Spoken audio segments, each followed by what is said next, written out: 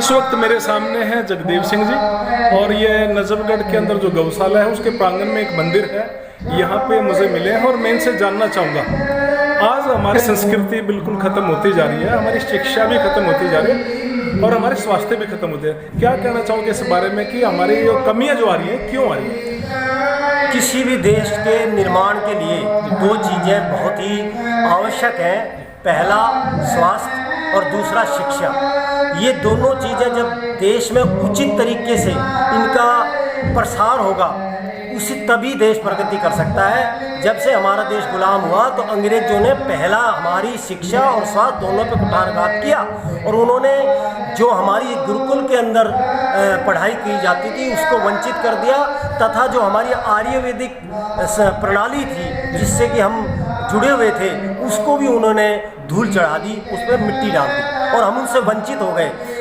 हमें मुख्य धारा में आने के लिए ये ज़रूरी है कि हमारे जितने गुरुकुल हैं उनको मान्यता दी जाए, जहाँ की संस्कृति की, अपने वेद की, उपनिषद की, योगाभ्यास, प्राणायाम और व्यायाम की दिनचर्या वहाँ सिखाई जाती है और उसका कठोरता से पालन भी होता है, जिससे कि जो हमारे युवक हैं वो वहाँ से निकल के आएंगे और हमारे देश के निर्माण में बहुत ही उनका योगदान रहेगा। जैसा कि इतिहास गवाह है, जब तक हम अपने वेदों के बारे में, अपने ऋषि मुनियों के बारे में, अपने वातावरण के बारे में, जो प्रकृति हमें जिसने हमें सब कुछ दिया है, जैसे कि हम सनातन धर्म का पालन करते हैं, आर्य समाजी हैं, ऋषि दयानंद ने एक ही मंत्र बताया है, उस मंत्र के अंदर जो उन्होंने खोल के समझाया है कि ओम भूर्भुवः स्वः तत्सवितुर्वरेण्यं भर्गो देवस्य धीमहि धियो यो न प्रचोदयात्। इसी मंत्र का मैंने देखा अर्थ भी है और सार भी है, लेकिन और मंत्रों का मैंने कोशिश भी की और उसमें खोज भी की, लेकिन मैंने उसको उच्च रूप से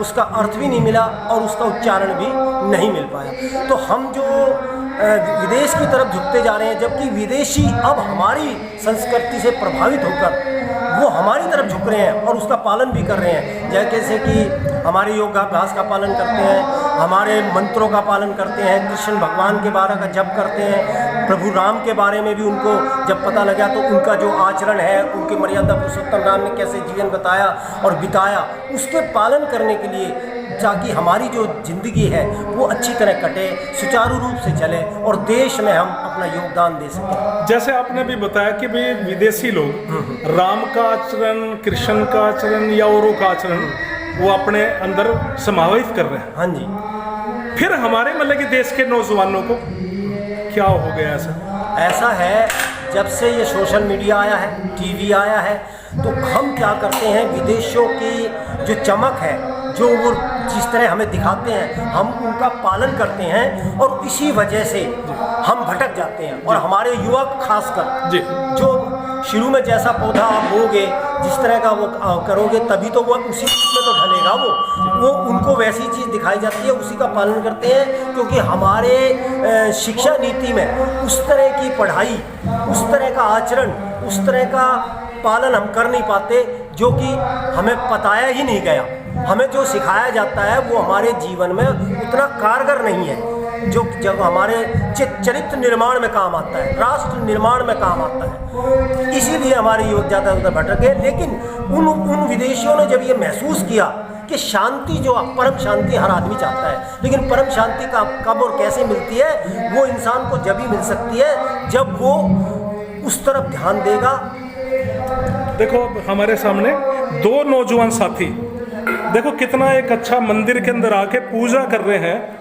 अगर हर इंसान इसी तरह एक पवित्र स्थान पे आके पूजा करे, दिल से पूजा करे, तो ऐसी कोई बात नहीं है कि हमारा देश दोबारा से उसी संस्कृति को हासिल ना करे जो हमारे से खोई गई है। ये देखो दो बच्चे यहाँ पे अपने घर से आए हैं और यहाँ पे पूजा कर रहे हैं, शिवलिंग के ऊपर जल चढ़ा रहे हैं। हाँ जी। कैसा लगता होगा इनको जिस वक्त ये अपने घर से चलते होंगे कि भी हम कहाँ जा रहे हैं?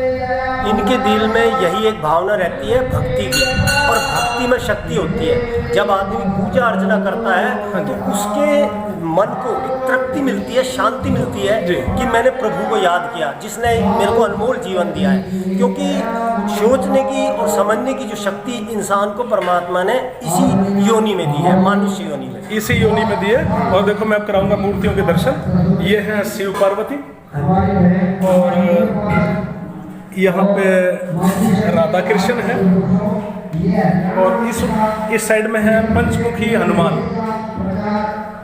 और ये सरस्वती जी है